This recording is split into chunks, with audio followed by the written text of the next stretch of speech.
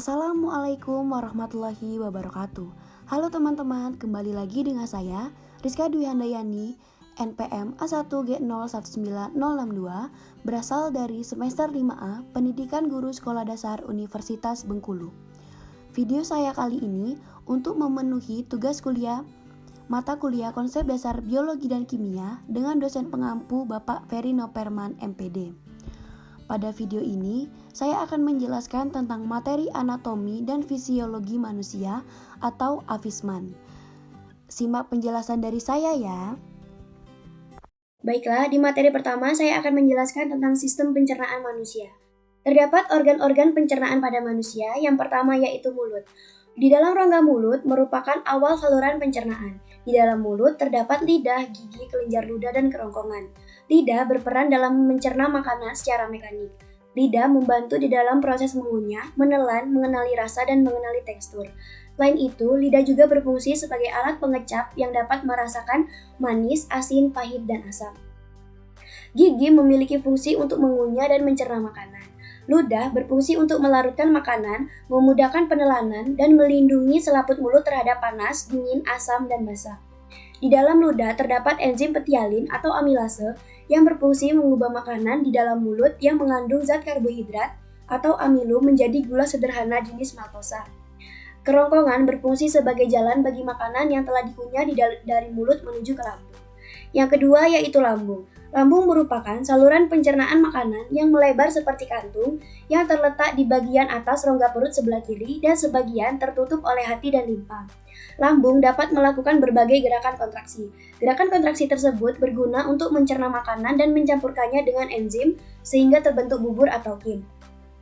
Yang ketiga yaitu hati. Hati terletak di bawah sekat rongga badan dan mengisi sebagian besar atas rongga perut sebelah kanan. Fungsi hati antara lain yaitu untuk memproduksi enzim, merombak sel darah merah mati, menampung vitamin A, D, E, dan K yang berlebih, menyimpan cadangan gula di dalam bentuk glikogen, dan mengubahnya menjadi glukosa bila diperlukan, dan lain sebagainya. Yang keempat yaitu kelenjar pankreas. Kelenjar pankreas melintang pada dinding belakang perut dan ke kiri sampai pada limpa. Ujungnya terletak di dalam lengkung usus 12 jari. Pankreas berfungsi menghasilkan enzim pencernaan yang dialirkan ke saluran cerna. Yang kelima yaitu usus halus. Usus halus merupakan suatu saluran yang menyerupai selang dengan diameter sekitar 2,5 cm. Di dalam usus halus ini terjadi dua proses penting, yaitu pencernaan dengan bantuan enzim dan penyerapan sari-sari makanan ke dalam pembuluh darah.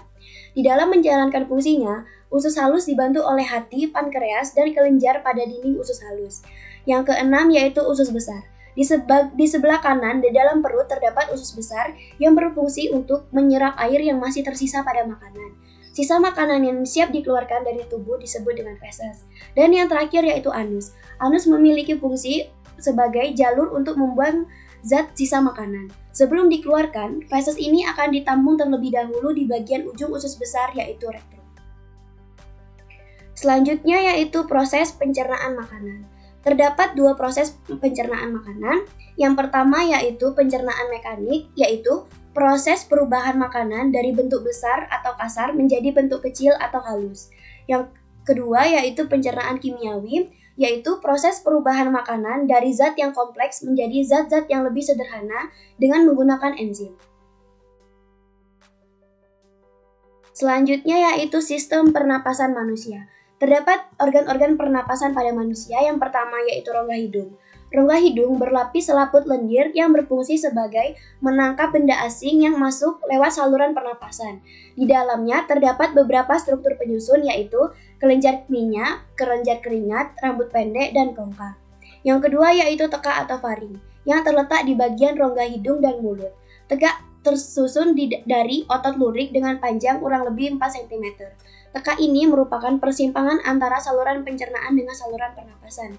Yang ketiga yaitu laring. Pada pangkal tenggorokan atau laring terdapat sebuah katup yang disebut dengan epiglotis. Epiglotis ini berfungsi mengatur jalannya makanan dan udara pernapasan sesuai dengan saluran masing-masing. Di samping itu, pada pangkal tenggorokan terdapat pita suara yang merupakan organ penghasil suara pada manusia. Yang keempat yaitu cabang tenggorokan. Cabang tenggorokan atau trakea bercabang menjadi dua bagian yaitu bronkus kanan dan bronkus kiri. Di struktur lapisan mukosa bronkus ini sama dengan trakea. Hanya saja tulang rawan bronkus berbentuk tidak teratur dan pada bagian bronkus tersendiri lebih besar cincin tulang rawannya yang melingkari lumen dengan sempurna. Yang kelima yaitu batang tenggorokan. Tenggorokan berupa pipa yang panjangnya kurang lebih 10 cm yang terletak dalam rongga yang terdapat epitel bersilia. Silia-silia ini berfungsi untuk menyaring benda-benda asing yang masuk ke saluran pernapasan. Yang keenam yaitu alveolus. Alveolus merupakan struktur berbentuk bola-bola mungil atau gelembung paru-paru yang diliputi oleh pembuluh-pembuluh darah. Yang ketujuh yaitu paru-paru. Paru-paru terletak di rongga dada tepat di atas sekat diafragma. Fungsinya adalah menukar oksigen dari udara dengan karbon dioksida dari darah. Yang terakhir yaitu pleura.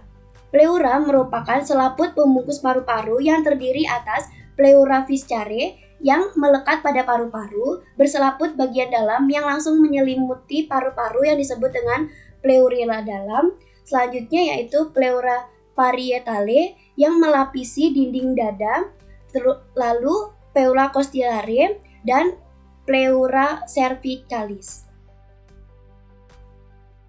Selanjutnya yaitu ekspirasi dan inspirasi. Ekspirasi merupakan proses udara luar keluar dari paru-paru, sedangkan inspirasi yaitu proses udara masuk ke dalam paru-paru. Selanjutnya yaitu mekanisme pernapasan. Mekanisme pernapasan terbagi menjadi dua, yaitu pernapasan dada dan pernapasan perut.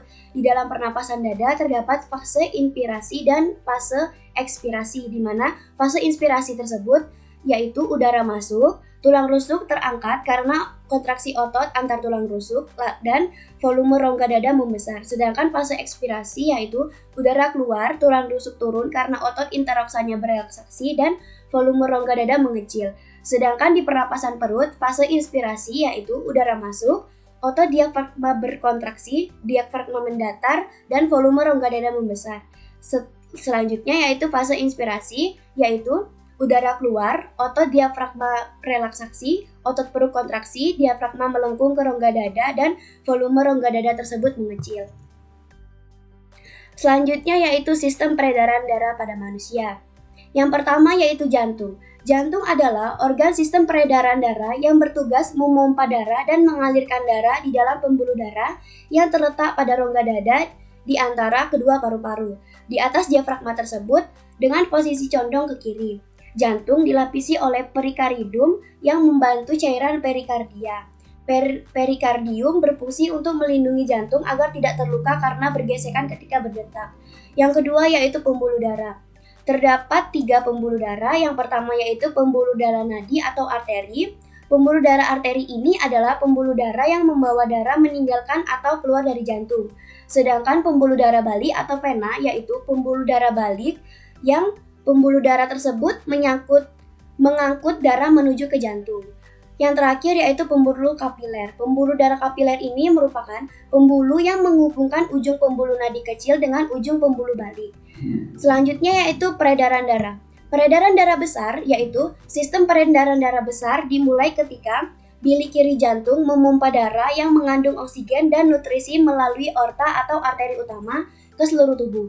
Ketika darah telah rendah oksigen atau hanya tersisa karbon dioksida, maka darah akan terkumpul di pembuluh darah dan kembali ke bilik kanan jantung.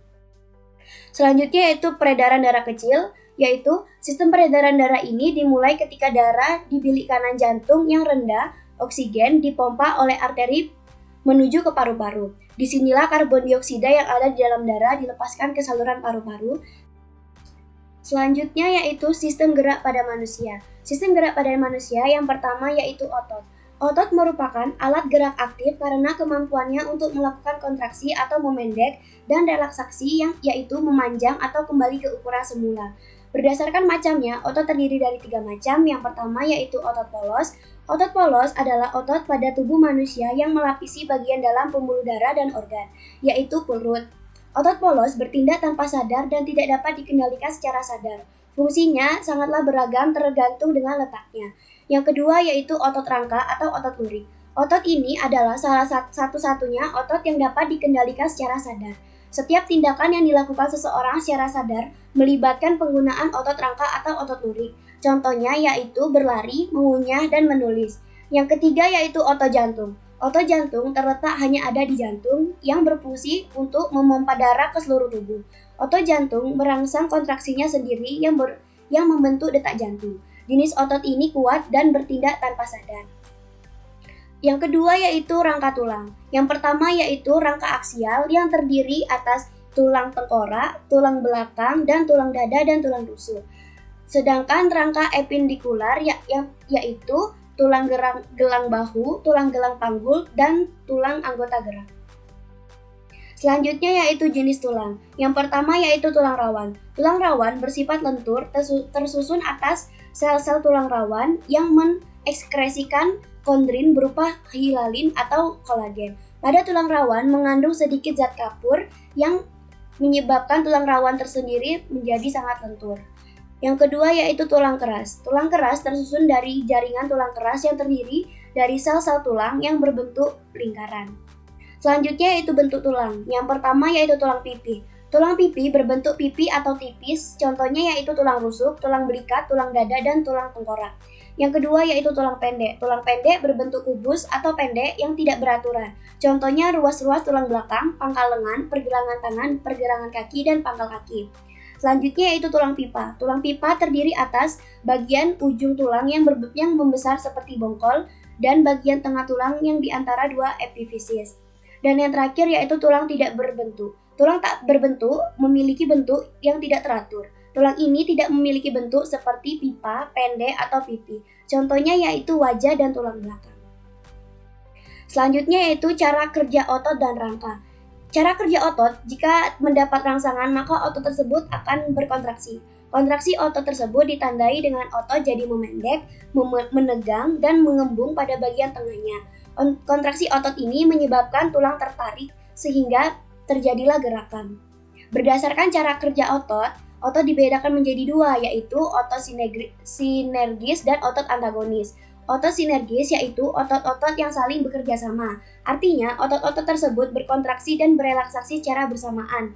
Yang kedua yaitu otot antagonis, yaitu dua otot yang bekerja saling berlawanan. Otot antagonis ini terdapat pada otot tricep dan bicep. Yang kedua yaitu cara kerja langka. Yang pertama yaitu koordinasi dengan sistem peredaran darah, yang dimana sistem peredaran darah tersebut berperan sebagai pengangkut darah yang dibantu oleh pembuluh darah ke seluruh bagian tubuh langsung dari kepala ke jari kaki. Yang kedua yaitu koordinasi dengan sistem otot. Peran utama dari sistem kerangka manusia ini bersamaan dengan sistem otot, yaitu untuk memberikan gerakan. Sistem kerangka utama yang terdiri dari tulang klasifikasi dan massa yang lebih lembut atau yang dikenal dengan tulang rawan yang terhubung ke otot-otot oleh tendon. Yang selanjutnya yaitu cara mencegah pengeroposan tulang. Yang pertama yaitu berjemur pada sinar matahari, rutin melakukan aktivitas fisik, deteksi jika terjadi gejala, hindari resiko terjatuh, dan memenuhi asupan kalsium.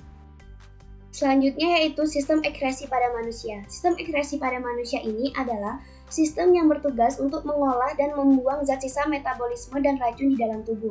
Yang pertama yaitu ginjal. Ginjal berfungsi untuk menyaring zat sisa dari makanan, obat-obatan, atau racun yang terdapat di darah.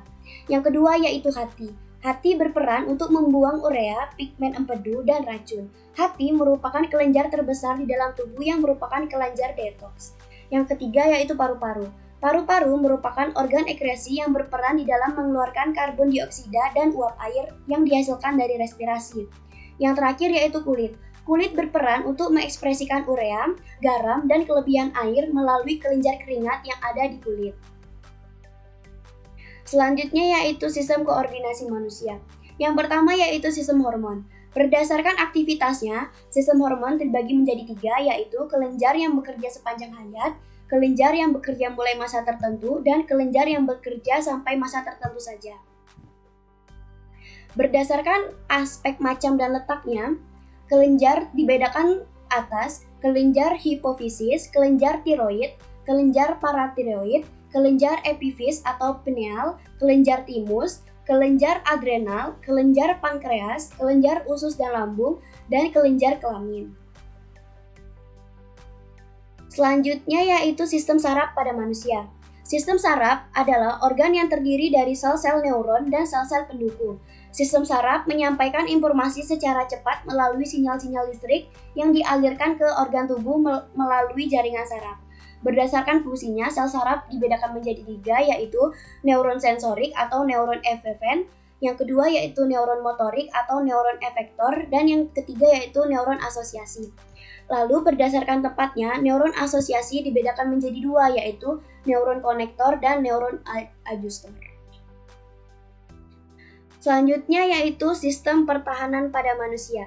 Sistem pertahanan pada manusia atau sistem imunitas adalah sistem pertahanan yang berkenan di dalam mengenal, menghancurkan, serta menetralkan benda-benda asing atau sel-sel abnormal yang berpotensi merugikan bagi tubuh. Ada 3 level pertahanan di dalam tubuh manusia. Yang pertama yaitu level 1 atau barrier. Barrier merupakan sistem pertahanan pertama yang harus dijaga ketat agar tidak merusak sistem pertahanan selanjutnya dan akhirnya dapat menginfeksi tubuh. Yang kedua yaitu level imunitas bawaan. Bila sistem pertahanan 1 sudah ditembus, maka level 2 ini memiliki peran penting dalam mempertahankan kekebalan tubuh yang terdiri dari sel-sel dan protein. Yang ketiga yaitu level 3, imunitas adaptif. Imunitas adaptif atau level 3 ini bekerja secara spesifik dan terdapat memori, sehingga dikenal dengan nama vaksin. Sistem pertahanan level 3 ini ketika terinfeksi akan menghasilkan sel yang baru, yaitu sel T atau sel penolong yang berfungsi untuk menghasilkan antibodi yang dapat membunuh sel yang terinfeksi. Nah, yang terakhir yaitu proses pembentukan antibodi. Di dalam antibodi, protein larut yang dihasilkan oleh sistem imunitas sebagai respon terhadap keberadaan antigen dan akan bereaksi dengan antigen tersebut. Proses pembentukan antibodi ini merupakan protein plasma yang disebut dengan imuglobin atau IG.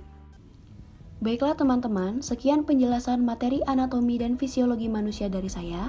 Semoga bermanfaat bagi kita semua. Saya akhiri, wassalamualaikum warahmatullahi wabarakatuh.